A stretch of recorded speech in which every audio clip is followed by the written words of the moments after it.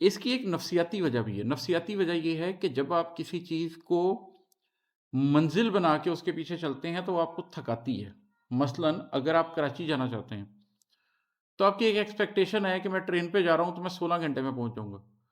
اب کوئی پرابلم ہوا اور آپ 16 کی جگہ 20 یا 20 کی جگہ 24 یا 24 کی جگہ 28 گھنٹے میں پہنچیں گے تو آپ ذہنی، جذباتی، جسمانی طور پر تھک جائیں گے۔ لیکن اگر آپ یہ سوچ کے گھر سے نکلیں کہ میں راہنوردی کرنا چاہتا ہوں، میں دنیا گھومنا پھرنا چاہتا ہوں، جہاں ٹرین ملے گی ٹرین پہ بیٹھ جاؤں گا، بس ملے گی بس پہ بیٹھ جاؤں گا، لیکن اب میں گھوموں گا۔ تو اب کیونکہ آپ کا مقصد منزل نہیں بلکہ وہ پروسیس ہے، جرنی ہے، اب آپ اس میں تھکیں گے نہیں سالوں پھر کے۔ تو جب آپ کسی چیز کو پروسیس بنا لیتے ہیں،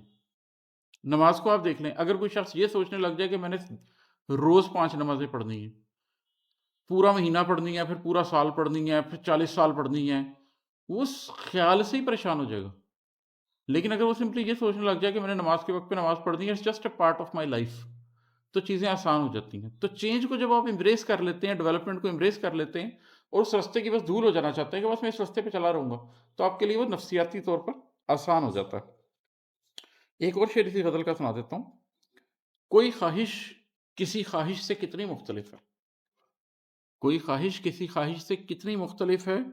کبھی قائم کبھی مجہول ہونا چاہتا ہوں۔ اب یہ بھی ایسے ہی ہے کہ لائف میں کبھی آپ اسٹیبلٹی کے ساتھ کچھ اچیو کرنا چاہتے ہیں، لیکن کبھی آپ یہ فائنلی ریئلائز کرتے ہیں کہ نہیں، اس میں کچھ قیام ہے ہی نہیں، اس میں تو میں قائم نہ ہو کر، اس میں تو میں رواں ہو کر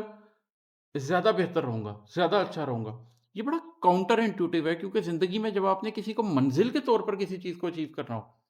مقصد کے طور پر کسی چیز کو اچیو کرنا ہو، تو پھر آپ کو اسٹیبلٹی چاہیے ہوتی ہے۔ لیکن جب آپ نے کسی چیز کو پروسیس کے طور پر ایکسیپٹ کرنا ہو، تو پھر اس کے اندر آپ کو اسٹیبلٹی نہیں چاہیے ہوتی، کیونکہ آپ تھک جاتے ہیں، مضبوطی نہیں چاہیے ہوتی، پھر آپ کو پانی کی طرح خود کو رواں کرنا پڑتا ہے،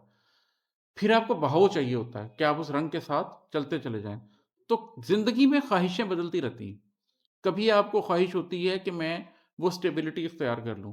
لیکن کبھی آپ کو یہ بھی خواہش ہوتی ہے کہ بس آپ چھوڑ دیں اپنے آپ کو، جس راستے پہ چلے گئے ہیں، جس پانی کے بہاؤ پہ ہیں، اس بہاؤ کے ساتھ آپ بہنا چاہتے ہیں۔ تو یہ میں نے اس شعر میں بیان کی ہے۔